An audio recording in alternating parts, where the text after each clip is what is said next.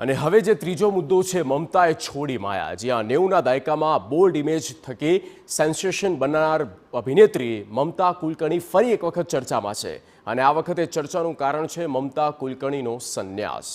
જ્યાં બોલિવૂડ અભિનેત્રી મમતા કુલકર્ણી હવે સંસારની તમામ મોહમાયા છોડી બની ગઈ મહામંડલેશ્વર।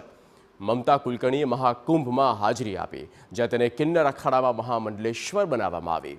મમતા કુલકર્ણી મહાકુંભમાં સાધ્વી તરીકે પહોંચી તે ભગવા રંગમાં રંગાયેલી જોવા મળી। મમતાએ ગળામાં 2 રુદ્રાક્ષની માળાઓ પહેરી હતી। જૂના અખાડાના આચાર્ય લક્ષ્મીનારાયણ ત્રિપાઠીએ મમતા કુલકર્ણીને દીક્ષા આપી। મમતાએ લક્ષ્મીનારાયણ ત્રિપાઠી ઉપરાંત સ્વામી જય અંબાનંદગીરી સાથે પણ મુલાકાત કરી। આ મુલાકાતની તસવીરો પણ સામે આવી છે। મમતા કુલકર્ણીએ સંગમ નદીના કિનારે પોતાના હાથે પિંડદાન કર્યું। પટ્ટાભિષેક બાદ મમતાને વિધિવત રીતે મહામંડલેશ્વરનું બિરુદ આપવામાં આવ્યું। મમતા કુલકર્ણીનું આજથી નવું નામ આપવામાં આવ્યું છે। મમતા કુલકર્ણી હવે શ્રી યામાઈ મમતાનંદગીરી તરીકે ઓળખાશે।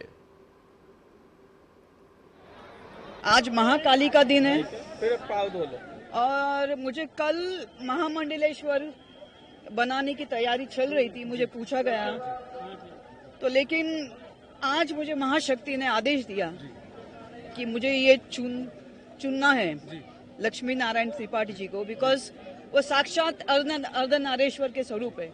और इससे बड़ी मेरे लिए क्या उपाधि हो सकती है कि एक अर्धनारेश्वर के हाथ मेरा पट्टा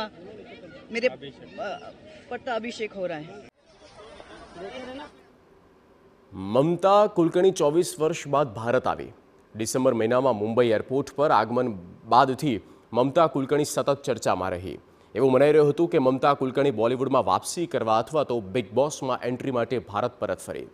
જો કે મમતાએ તમામ અફવાઓને ફગાવતા સ્પષ્ટતા કરી કે તે મહાકુંભમાં ભાગ લેવા માટે આવી છે।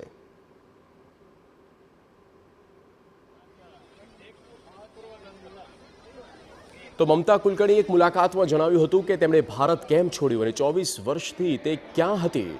મમતાએ કહ્યું કે મારું ભારત છોડવાનું કારણ આધ્યાત્મિકતા હતું। 1996માં હું આધ્યાત્મિકતા તરફ ઝુકાવ ધરાવતી હતી। આ દરમિયાન હું ગુરુ ગગનગિરી મહારાજને મળી, જે બાદ આધ્યાત્મિકતામાં મારો રસ સતત વધતો ગયો। 2000થી 2012 સુધી તપસ્યા કરી અને બ્રહ્મચારી જીવન ગાળ્યું।